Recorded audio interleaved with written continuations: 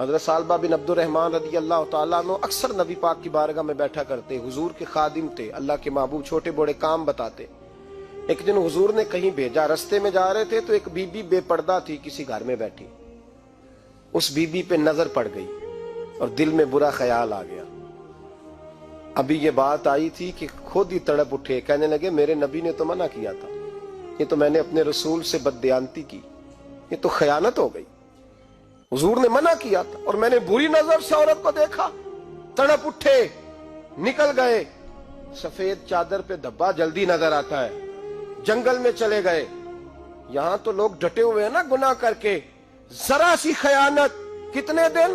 40 دن روتے رہے، 40 دن روتے رہے جنگلوں پہاڑوں، اللہ معاف کر دے، اللہ میں بھول گیا، اللہ مجھ سے خیانت ہو، مالک مجھ سے درگزر فرما، روتے ہیں، تڑپتے ہیں۔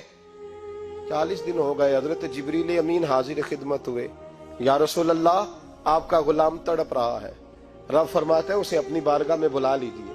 نبی پاک علیہ السلام، ایک روایت ہے مولا علی کو، ایک روایت حضرت عمر کو اور حضرت سلمان فارسی کو بھیجا، فرمایا اسے بلا کے لاؤ۔ کہتے ہم دونوں گئے تو جنگلوں میں تڑپ رہا تھا۔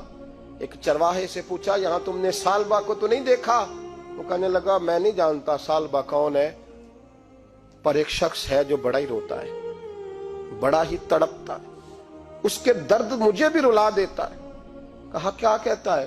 کہا بس معافیاں مانگتا ہے، کہتا ہے مولا مجھے رسوائی سے بچا، دنیا اور آخرت کی ذلت سے بچا۔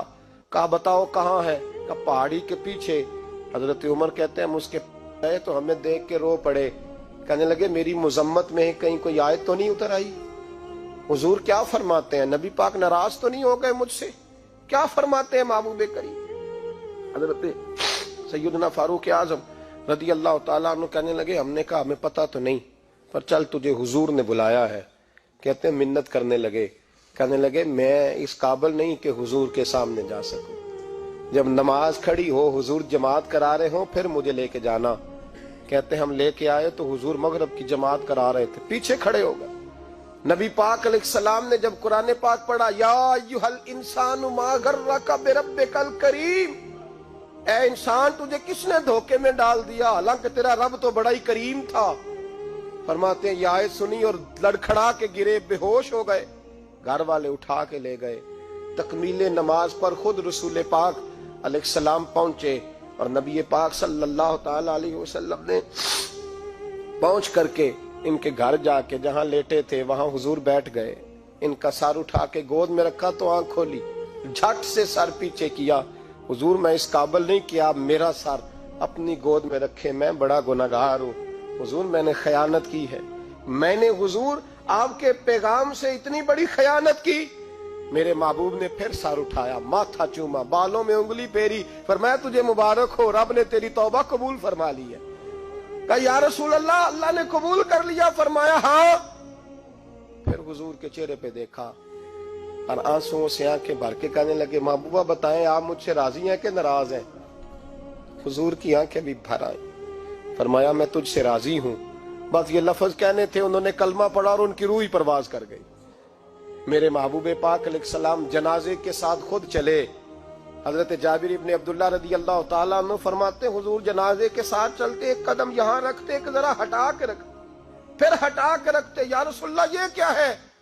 فرمایا اس نے بڑی اعلیٰ توبہ کی ہے، 70,000 فرشتے اس کا جنازہ پڑھنے آئے ہوئے ہیں، جنازے میں فرشتے آئے ہیں۔